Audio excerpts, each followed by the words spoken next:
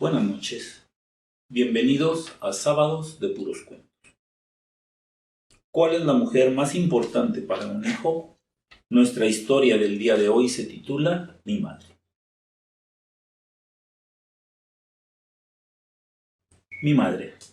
Esa mujer de hierro y corazón de niña, siempre atenta a ayudar a los demás. Desde que tengo memoria, era la compañera, la amiga, la hija, la directora de una loca orquesta de 8 hijos, un esposo, una abuela, 3 perros y 2 gatos, que bajo sus órdenes marchábamos derechitos por el mundo. Nunca le tuvo miedo a la vida.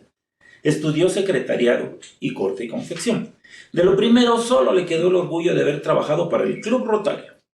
De lo segundo, ayudó a la manutención de la enorme carga monetaria que era su familia y que mi padre, de profesión fontanero, no podía contar él solo. Cuando niños, a veces era la dama de hierro, implacable juez y verdugo. Impartía justicia con sabiduría y escobazos. A veces la variación era una cuchara pozolera. A esos 7 hijos varones que se llevaban entre ellos entre 1 o 2 años de diferencia. De tal manera que cuando mi hermano mayor cursaba la secundaria, el pequeño todavía usaba pañales. La única intocable era mi hermana. A ella nadie le podía decir nada, por lo que ante su presencia todos nos cuadrábamos como ante un general. Pero no vaya usted a creer que era solo disciplina y orden. Era la madre más amorosa y amigable que pueda haber existido en nuestra vida. Como diría Lupita D'Alessio, suave como gaviota, pero felina como una leona. Recuerdo que en una ocasión entró un borracho a mi casa. Ya ven, en aquel entonces las puertas de las casas siempre estaban abiertas, excepto por las noches. Era común que cualquiera pudiera pasar sin problema alguno. Pues bien, una tarde entró un tipo. Cuando me lo encontré en medio del patio, le miré con asombro sin poder saber qué hacer en esas circunstancias. Él me dijo, «Oye, ¿dónde está el baño?»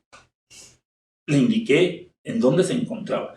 Cuando entró le pegué un grito a mi madre, la cual al saber la situación se armó de un tubo que nunca supe de dónde sacó, y enfrentándose al fulano le dijo con gélida voz, «Largo de mi casa».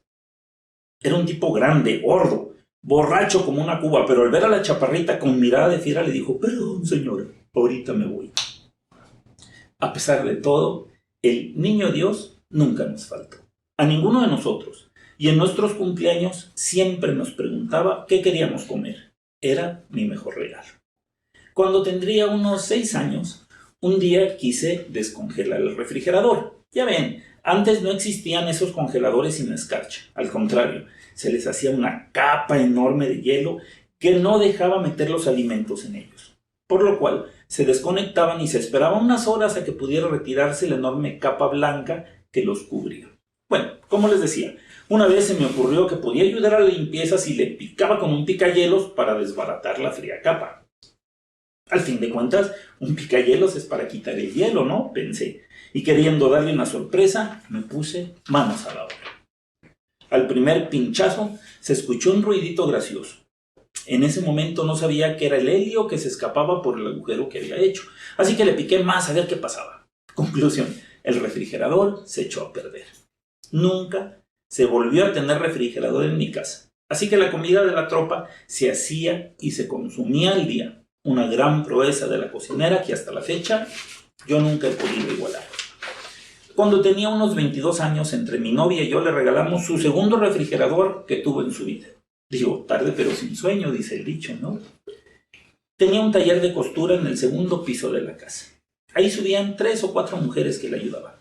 Había algunas bonitas, en especial una llamada María, de quien todos estábamos enamorados y por quien suspirábamos. En nuestra loca imaginación nos la peleábamos para ver quién la conseguía como novia. Claro, nunca nadie lo logró. En una ocasión, la televisión se descompuso. Era un viejo armatroste de caja de madera y en blanco y negro. El técnico se llevó el llamado cinescopio, que era prácticamente toda la televisión, dejando solo la caja con su doble vidrio frontal.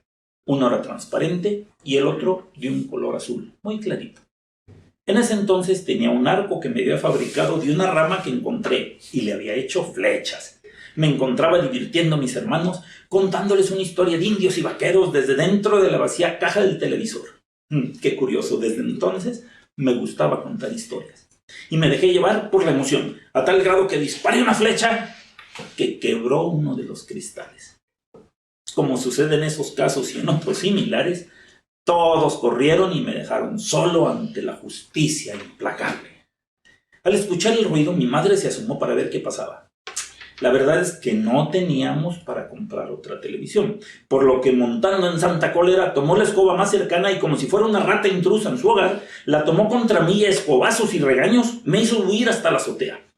Lo peor de todo es que los malditos de mis hermanos miraron el espectáculo desde las alturas y con silbidos y gritos a mi madre la apoyaban cada que me atinaba un escobazo.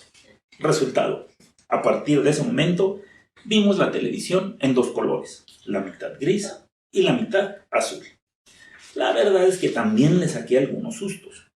Tenía en su cocina un enorme cristalero de madera y puertas de vidrio en donde guardaba toda su vajilla de fiesta. Cierta vez se infectó de cucarachas.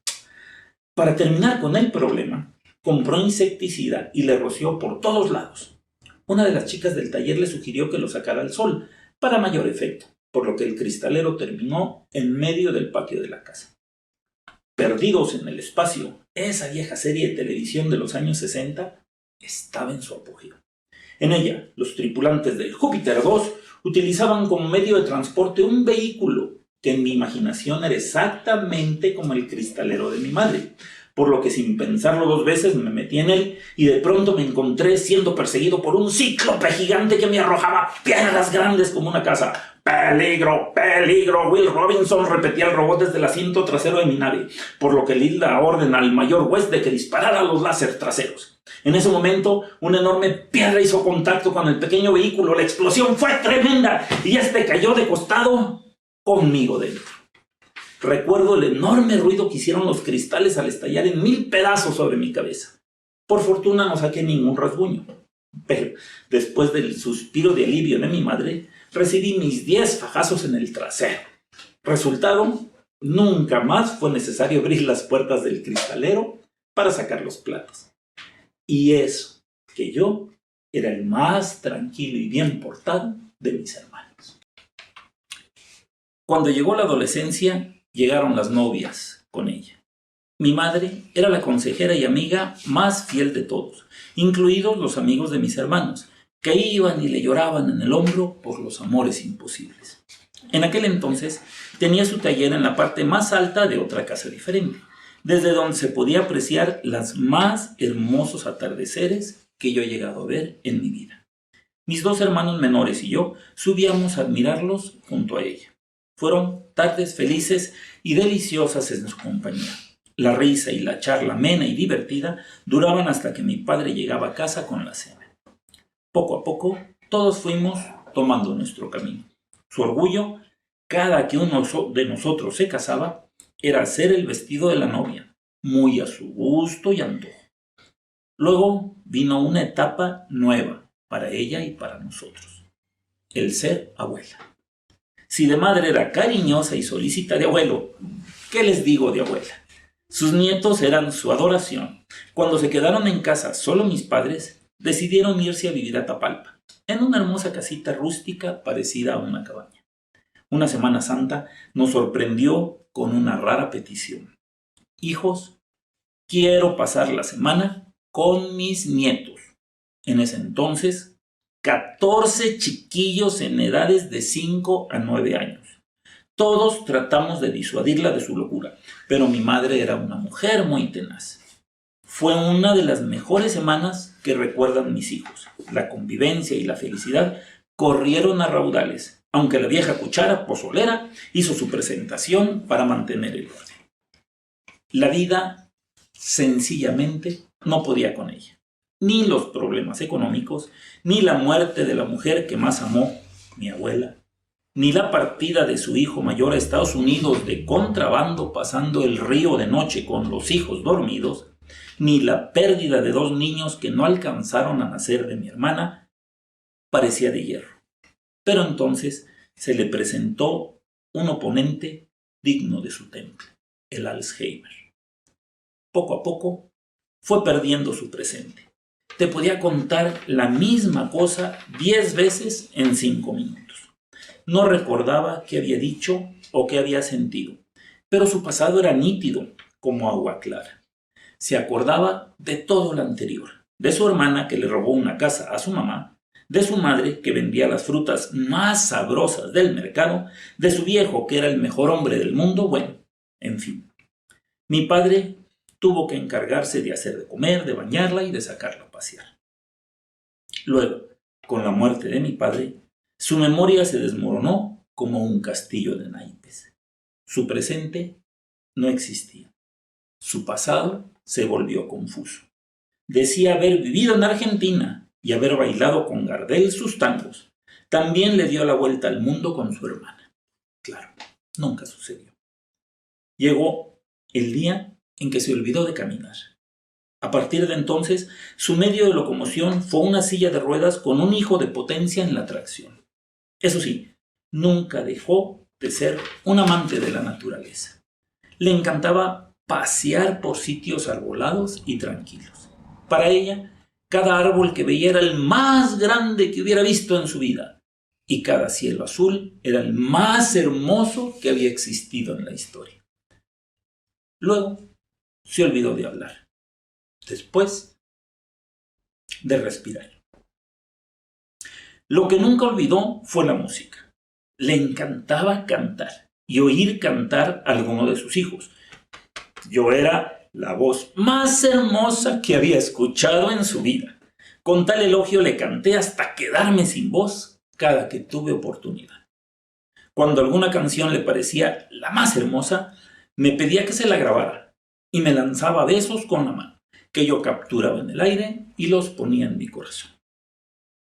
Aún una semana antes de su partida, ya sin poder hablar, tarareaba la estrofa de Piel Canela, su canción favorita. Cuando murió, lo hizo como vivió, en paz. Rodeada de sus seres amados, dio su último suspiro como una nadadora que se prepara para una zambullida extremadamente larga. El cuarto quedó en silencio.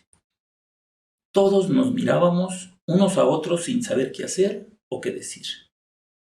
Lo más curioso fue que 3 seres de luz se hicieron presentes a la cabecera de la moribunda. No se podían distinguir sus facciones, pero yo sabía quiénes eran. Era mi padre, mi abuela y mi tía, su única hermana. Al momento,